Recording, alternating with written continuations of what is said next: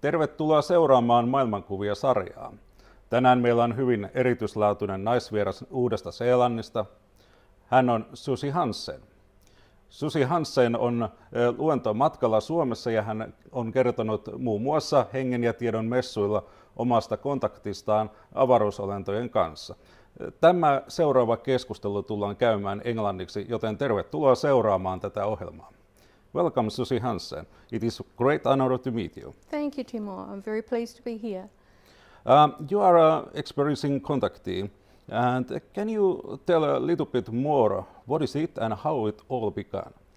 Okay, well, it really began for me in early childhood. I had dreamlike memories of being in some rather unusual places that children wouldn't normally be in or even dream about. And I could describe strange white rooms where I was taken with strange-looking children and human children also, where we were learning to do things with our mind. So learning to manipulate matter and also learning to communicate telepathically with each other, because I have no memory of speaking as I am now or seeing anyone else's mouths move. So I had these memories throughout childhood. During my teenage years, the memories dropped off as to whether there was nothing happening or I just don't remember it. I don't know. But as a child, I just looked upon it as unusual dreams. And I remember talking it over with my mother, who said, well, maybe it's the spirits of some of your relatives who've passed on coming to look and see how you are. This is how she explained it to me, or perhaps it's your guardian angels. But to me, neither of those things really fitted what I was experiencing or recalling. Mm-hmm. And it wasn't until I was in my 20s, around about the age of 20, that I had a really unusual experience that made me look back on my childhood memories and view them differently. Well, this is a very fascinating beginning.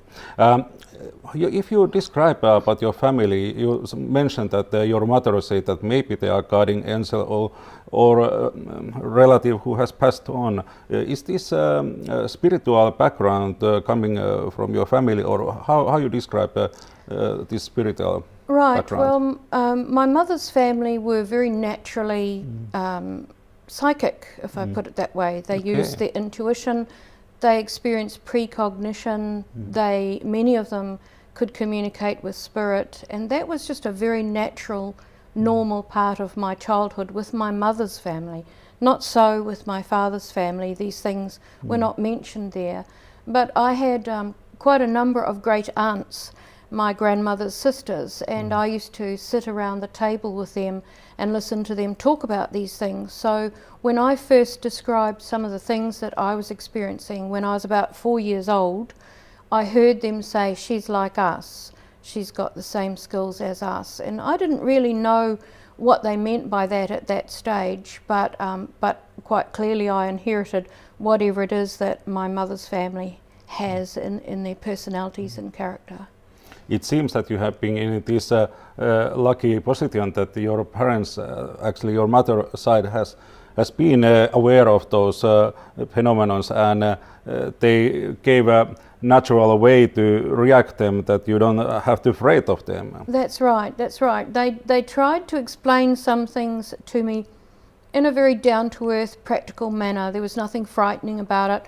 but there was also nothing special about it either. I was not made to feel that I was special in any way. It was just very normal in that side of the family to experience those things. Did those contactees happen in somehow changed consciousness, or was it physical abductees or something like this? For me, I think a big change in my childhood consciousness happened when I was 8 years old, and that's when I had some very memorable dreamlike memories of specific things happening in these white rooms that I recall. But also at the age of 8, along with my family, we saw what I would call a UFO, or in those days a flying saucer, which was over a series of hills about 20 kilometres from our home. And my father came running in from outside. He'd gone out to close the garage, and it was a Friday night, about 9:30, and we were still up, allowed to stay up late on Friday night. And he came and said, "You've got to come outside and see what's over the hills." So we all ran outside. He called the neighbours. They went outside. We were talking with them over the fence, and over the hills was hanging a very large, long bar or cigar-shaped, bright orange object that was stationary. Now, in New Zealand in those days, there was no technology, nothing in aviation that could create such a phenomenon in the sky, and nor could a natural phenomenon create that either on a nice, dark but fine and calm Friday night.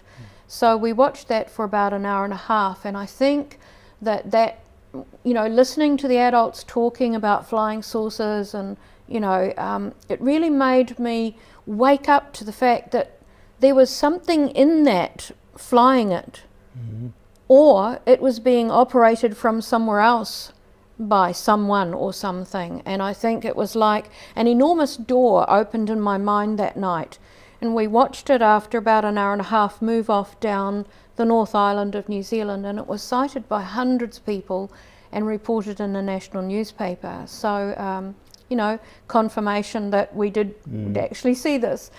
Do you remember what year it was during that time when this cigar-shaped UFO came? What the area was like? What year? Oh yeah, 1962, yes, Okay. and I was 8 years old.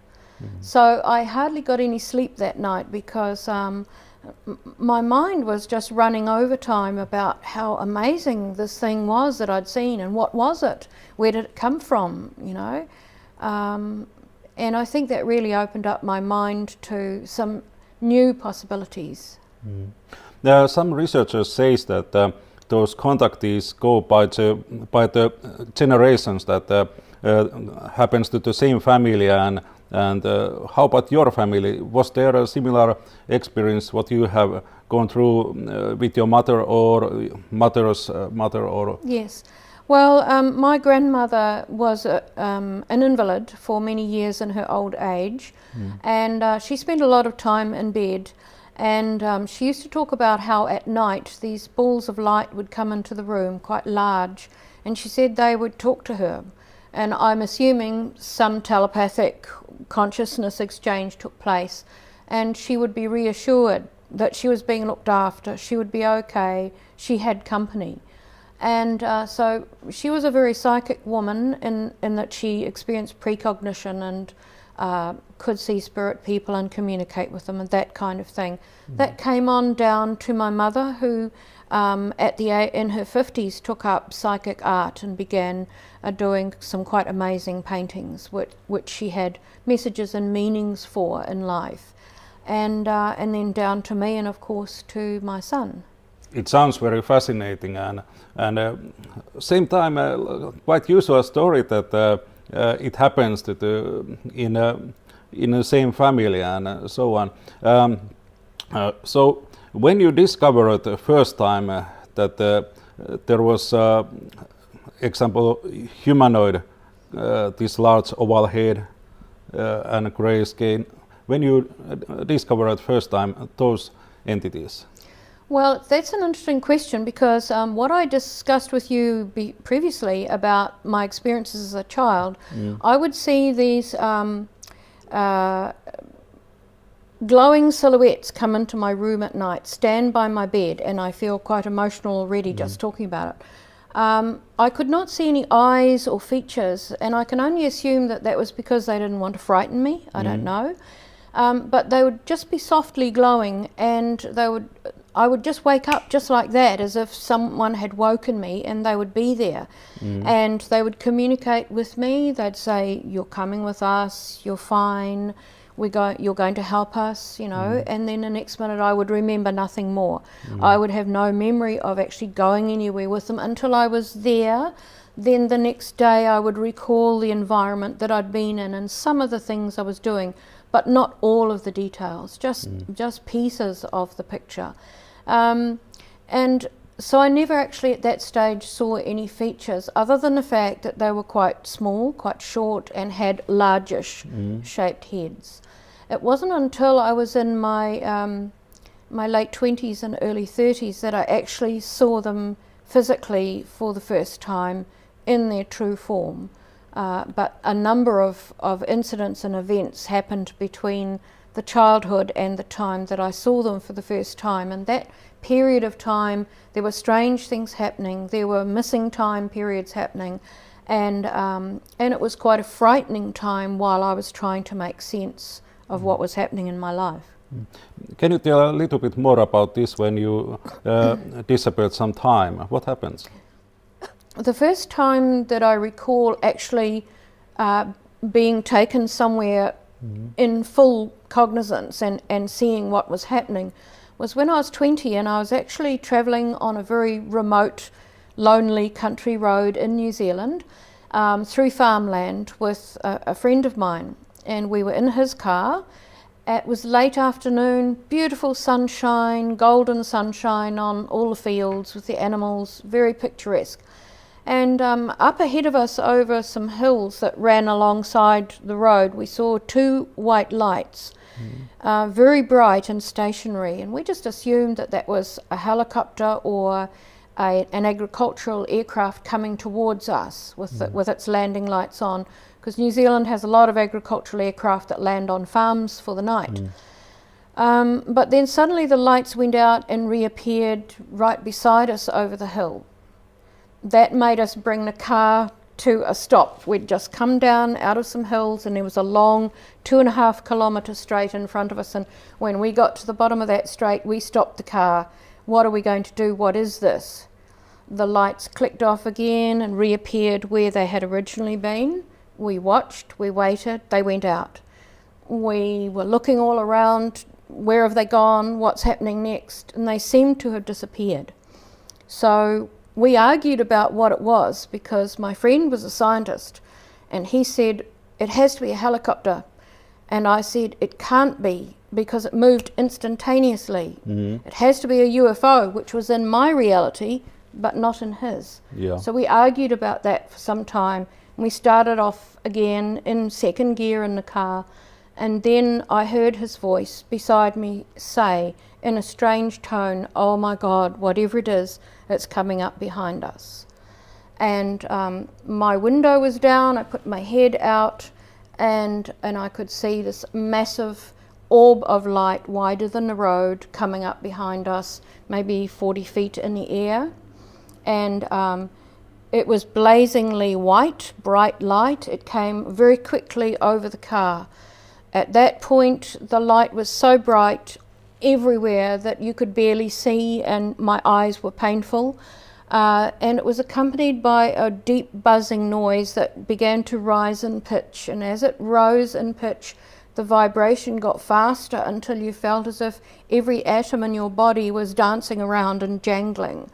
And about the last thing I remember is trying to turn my head to look at my friend, and saw that he was leaning against the door with his eyes shut and his hands had fallen on his lap. And at that point I felt that feeling you get when an aircraft leaves the tarmac and your stomach goes like that. So the car was lifting off the road, and then I don't remember any more. It was just as if I'd passed out. When next time your consciousness came back? I was surrounded by darkness. There was a feeling of flotation, as if the car was going like that a little bit. Then it must have hit the road, because there was a terrific bump and we bounced in our seats. The car lights came on, the motor started up. My friend was swearing something terrible because he was trying to bring the car under control and understand what was happening. It was as if we'd just woken up. And it was pitch black, and the car lights showed, we could see we were at the far end of that 2.5k straight, about to go over a one-way bridge. So it was extremely frightening and traumatic. Our mouths went instantly dry with the shock of it. We were alternately sweating and then going cold, and sweating and going cold, trying to make sense. We were shouting at each other and arguing about what had taken place and why it was now dark and what had happened. And it was a very long and difficult 2-hour drive home from there. In the end, we had to both be quiet, or we would have just basically attacked each other, because the stress and the strain of the situation was so great. When we got back to our flat, our flatmates said to us, "Where on earth have you been?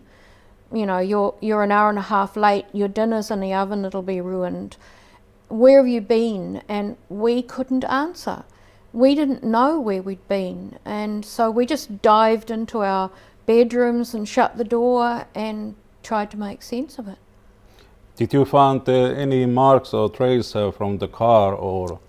No, other than the fact that for months I suffered very severe headaches and nausea.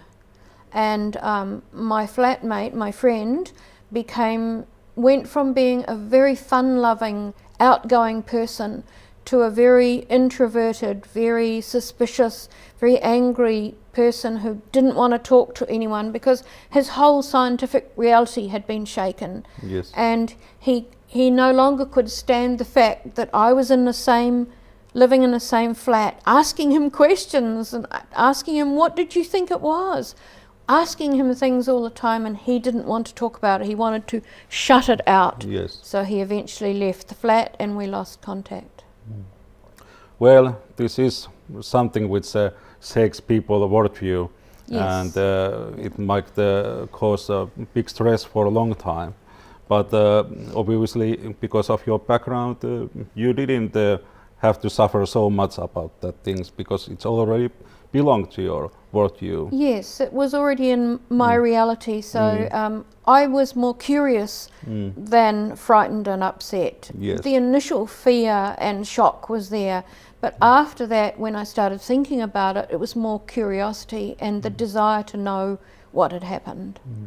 Did you try to have any kind of treatments like a hypnotherapy that would you bring back those recalls? Well, at that time, I mean, that was in the 70s and in 1975. Oh, and year when I have been birthed. Oh, that makes me feel rather old. No. And I think I'd never heard of hypnotherapy in 1975. I was 20, I was a young teacher. You know, I was going out with friends and socializing, and I didn't think about that. Hypnotherapy wasn't part of my reality. But some years later, having had more experiences and having met people and eventually began public speaking about this, once I got into actual research in New Zealand, I had a lot of people say to me, "You need to have hypnotherapy." But at that time, we were now in the 90s, and we had Dr. John Mack and Bud Hopkins and other well-known researchers in the States who were doing hypnotherapy. There was a lot of controversy around it and how accurate it was and whether it would ruin your memories. And so I decided that by then I was having some very clear and very detailed memories of what I was experiencing on craft, and I didn't want to spoil that. So for 20 odd years I just spoke from my conscious memory, and it wasn't until the early 2000s that I actually had some hypnotherapy to fill in some gaps. But I have quite extensive conscious memory, and I was satisfied with that for many, many years. And I'm quite glad about that, because I have my old speech DVDs and old videos that show that I was talking about technology and consciousness and telepathy and what the environment on a craft was like long before I ever had any regression to fill in any gaps.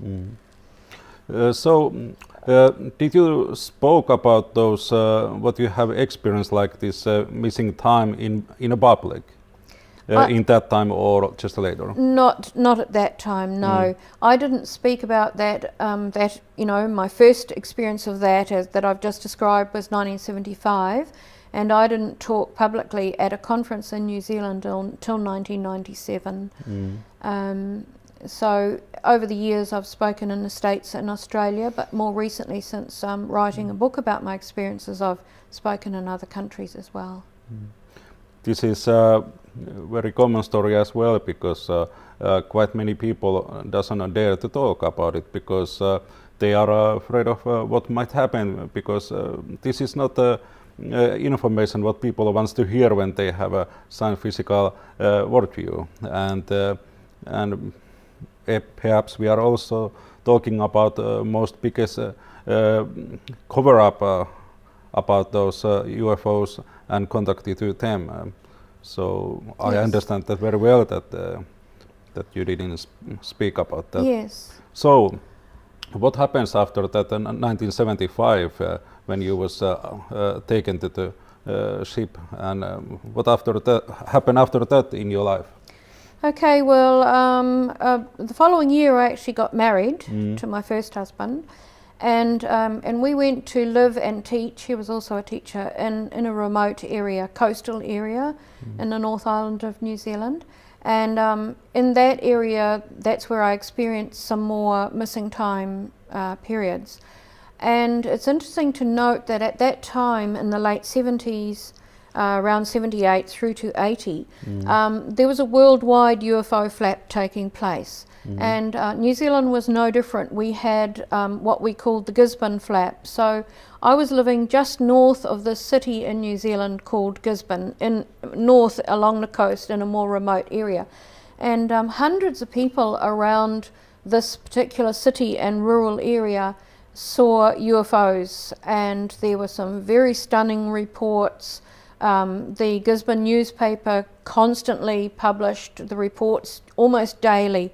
There were landing sites, there were entities seen by craft and farm paddocks, there were burn marks in paddocks where things had landed.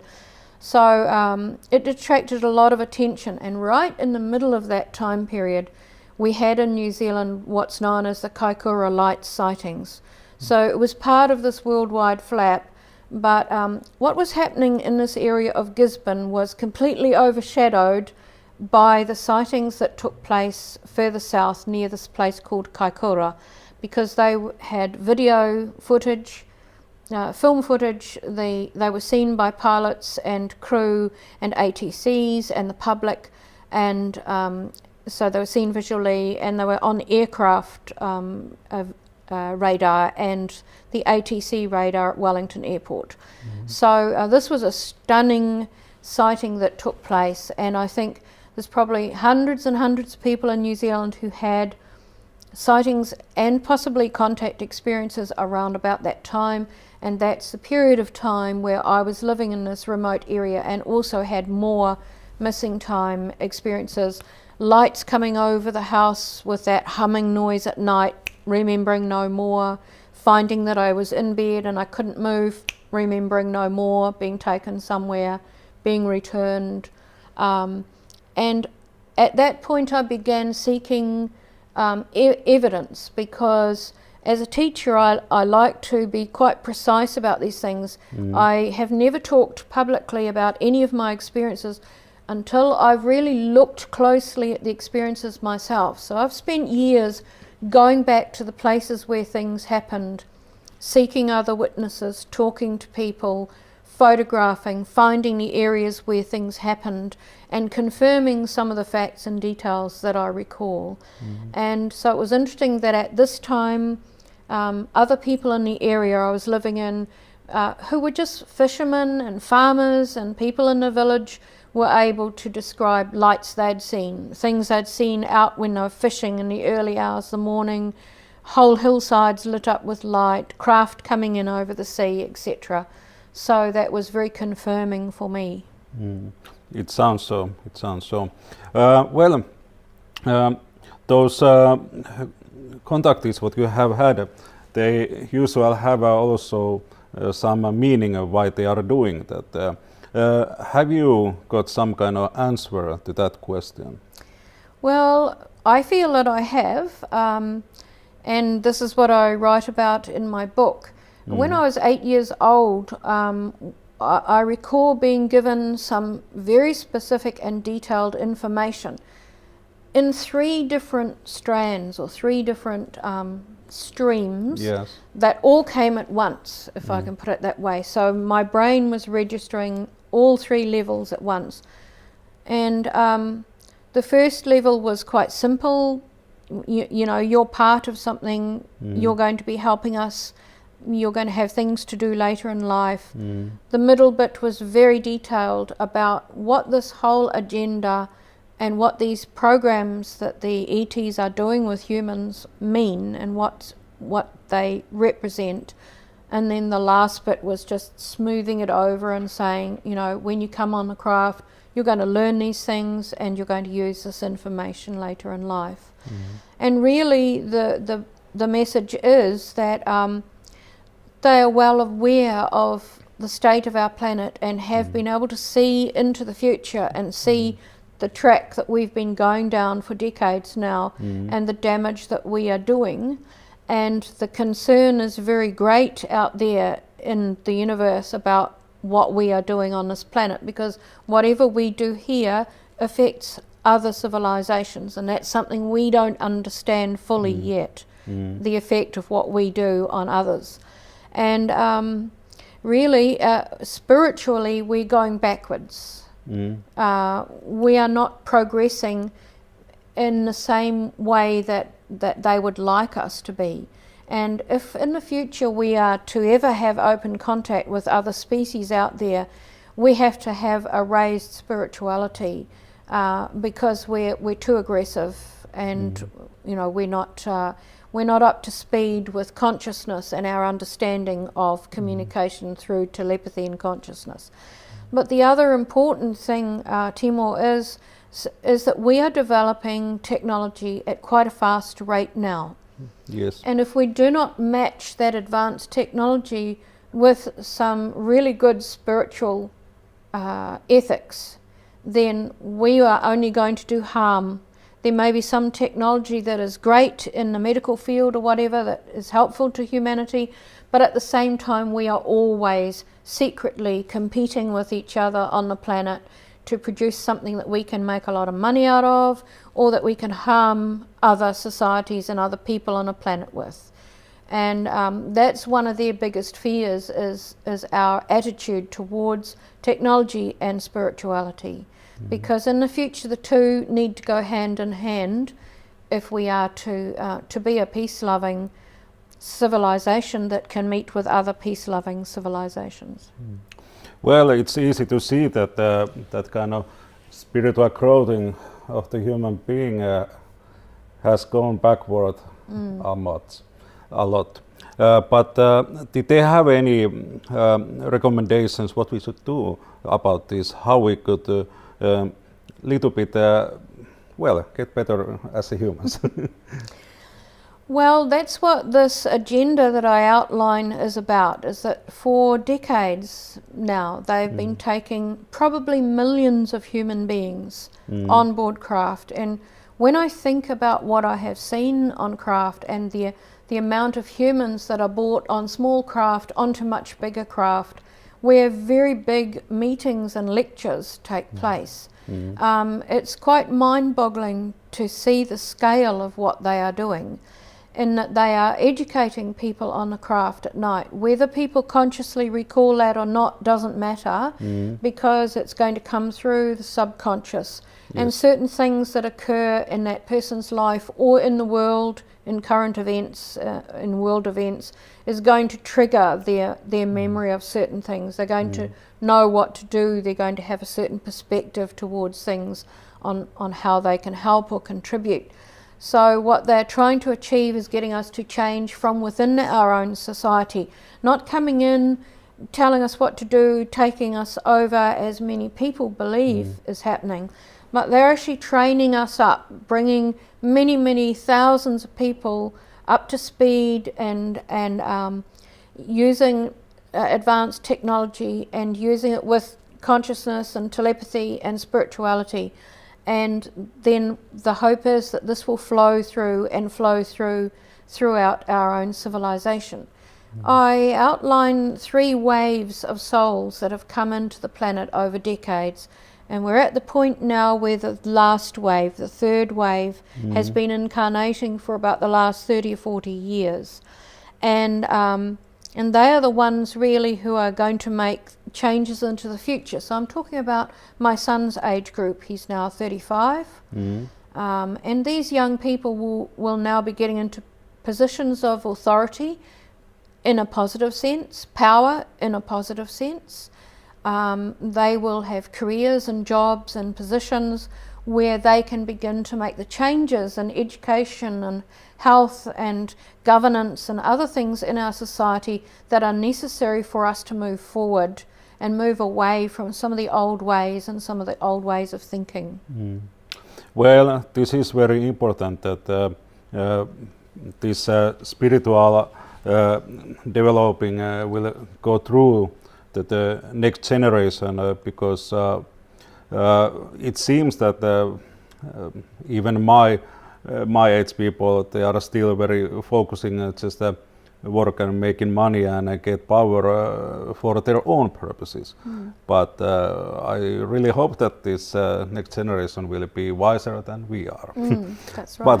But well, what do you think about this thing that some contactees what I have been interviewed has said that there is those alien races who has actually reincarnated to the planet Earth, and when time comes, they are fully understanding that where they are belonging and who they really are, and they can find their own background that they have actually lived among of those, and that's why reincarnate here. What do you think about this kind of claims? Well, it's perfectly feasible to me, because I don't see our soul as a human soul. I see it as a universal soul. And when we are in that great field of consciousness as a little spark of knowledge before we take on a life, we are offered, any number of lives that we can choose from. And I had this huge flashback memory of exactly that. Some years ago, when I was in my 30s, I had this memory that opened up of being a ball of light in front of a group of wise entities and beings. And it was like a job interview, if I can put it that way, Timo, where they were discussing whether or not I could lead a particular life and achieve certain goals within that life as a part of this agenda of raising consciousness. And I had been offered 2 lives. I had been offered this life as Suzy Hansen, but I'd also been offered a life as a sponge-like organism on a newly developing planet. And this sponge-like organism had intelligence. And of course now we know, in recent years, we now understand and know that plants are intelligent. They can communicate with each other, they can communicate with us. They experience some kind of fear and elation. Scientists have replicated this in laboratories. So, but I've also recently found out that one of the early forms of life on planets is a sponge-like form. So, and I was told at the time when I was making the choice, I was a little spark of light making a choice for a life to begin, and something was telling me that the commitment involved in both of those lives would be the same. The depth of commitment to achieving a task, whether I was a sponge on a rock or whether I was a human being. So I think we have all lived somewhere else in a previous life, somewhere in the vast universe, and we may have existed as any number of life forms, and we may have incarnated into this life with specific memories of particular lives that may be helpful to recall for this life, information from that life that may be useful, because I recall in this big memory flashback that I had, I recall being asked by this group of intelligent beings to bring with me from all that I'd ever experienced, bring with me what I thought was appropriate to use in this life. So that means that there's still some of my knowledge as a soul out there that I didn't bring with me. So, you know, this raises all kinds of questions about split souls and divided souls and all of living in different dimensions and parallel lives and all of the things that many scientists and cosmologists are looking at and questioning today. Yes, indeed. Well, maybe this influence is a little bit different whether you choose to be Suzy Hansen in Earth or that other option. Somewhere else. Well, but it's also says same time that all kind of life is equal and very valuable. Absolutely.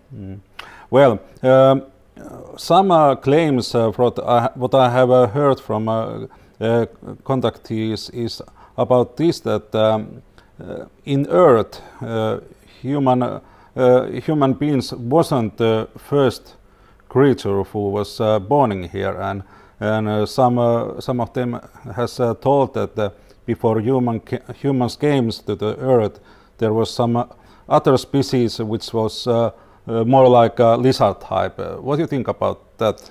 Have you ever heard from your contactees anything about those? No, I've never heard anything about that from any of the entities or beings that I've had contact with, but I have heard other people talk about that. But it wouldn't surprise me that Earth hasn't had a number of species come through here and have a look and move on, or maybe some of them stay. We don't really know our history that well. We make a lot of assumptions about our history, and I think all the time we're finding out more information about it. For example, I have a friend who's working in South America at the moment, who's finding out all sorts of really interesting things up in the mountains, talking to local people. So I think there's a great deal of our history to emerge in the future that we are unaware of at present. And I can see that happening even down in New Zealand, where certain things are being discovered in the landscape, etc., that have taken on a new meaning and a new understanding of what may have been there in the past. Well, past is a big mystery for us, just like a future, but perhaps this moment, what we are living at moment, is most important because right now we can still have a choose what we do. And we can have an influence in what we do. Yes. What kind of plans you will have for the future, and what you think that how this UFO cover up goes in mainstream media? Do you have any idea about that? What will happen? Well, I see a lot of movies coming out. You know, we hardly ever saw anything like that on television in the past in New Zealand. You know, there wasn't a lot about UFOs or aliens on TV for a very long time. But more recently, it seems to have opened up. But unfortunately, the large part of what we see in New Zealand is from America. And sometimes you can see snippets of fact in there that is common knowledge amongst people who've had experiences, but the rest is a lot of sensationalism and guesswork and fantasy. I think that the public are more open to these things, even though there's still a lot of people who are not. In general, they're more open, but at quite a shallow level. But I think that the ETs have talked about, many experiencers and abductees talk about this also, future coming earth changes. They're already happening, but in the foreseeable future, I think they're going to increase. Science is certainly backing that with climate change, some rising sea levels, some changes in weather patterns, and certainly more severity. So I think that there are going to be communities who are going to suffer greatly from that in coastal areas, but right across the board, seismic activity, volcanic activity as well. And I think that things may get a little worse before it gets a little better. And I don't want to talk doom and gloom, but I do think we have some difficult times to go to, and I think people need to wake up to that, and they need to prepare in their own lives for that. For example, in New Zealand, we are encouraged by civil defence to have survival and emergency packs ready in our home at all times in case we have to evacuate because of volcanic eruptions or earthquakes. And I think that might become a way of life for many of us, that we have to be ready to look after ourselves and not expect that there will be authorities or aid agencies there to help us. Well, I think it's very true what you said. Do you have anything else to share until we end this interview? Something what I haven't been able to ask? Well, I have one thing, Timo, which I constantly question in my own mind and wonder what it's going to be. Because I have a memory of being with a group of about 250 humans in an underground base where we were taken on small craft into a hangar area, and then we were escorted out of that hangar area and into like a big lecture theatre carved out of rock. And there was a screen up the front with we had a human come in with a grey entity. They were working together. They were in the chain of command together. So we see humans working with the ETs. And we were shown quite horrific images of future coming earth changes, to the extent that they were flashing several images on the screen per second. It was just a blur, but somehow or other we had been trained to register every image, and it was traumatic to see what may lie ahead of us. And when that display of images had finished, the entity just put this blanket of calm out over the auditorium because we were weeping and very traumatized by it. He put out this blanket of calm and explained that the more we can raise our consciousness and our spirituality on this planet, in the meantime, every day, bringing more and more people on board and developing awareness for the environment and for each other, the less severity we will suffer in the future. So what he is saying is our mass consciousness can be affected by every single one of us every day. So that's a very important thing for people to know, that even a small positive intent every day is going out into the mass consciousness to be shared. But also they talked about in the future there would be a discovery of a mass humans harming humans, and they did not tell us what it would be, of course, but they told us to watch out. There would be a huge exposure worldwide exposing how humans had harmed humans. Well, we harm each other every day. So if they were drawing our attention to something in particular, it must be something very big that people are going to be very angry about, and that alone will cause global chaos. So there are a number of warnings that they are given, and now it is simply our job, each of us, to take responsibility for ourselves to become more spiritually aware and more caring, compassionate people, and raise the consciousness of the planet one person at a time. Indeed, one of those major goals and what we try to achieve with this Ero TV channel is raise this spiritual consciousness about this spiritual nature of the human being and this world and all those who is belonging it.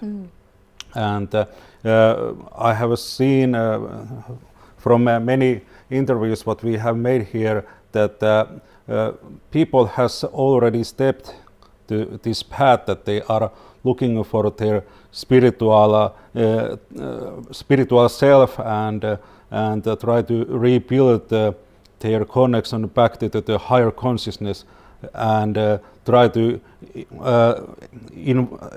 affect that way to this collective consciousness that things would go better direction. Suzy Hansen, that has been great, huge pleasure for me to interview you. Thank you for the visit, and I really hope that we will see you in Finland someday again. Thank you, Timo. Thank you very much for the opportunity to talk with you and your audience, and I too hope I'll be back. Yes. Kiitoksia myös teille katsojat, että seurasitte tätä ohjelmaa. Hän oli siis Suzy Hansen ja hän on erittäin upea ihminen ja hieno esiintyjä Uudesta Seelannista. Mutta palataan taas ensi kertaan. Moi!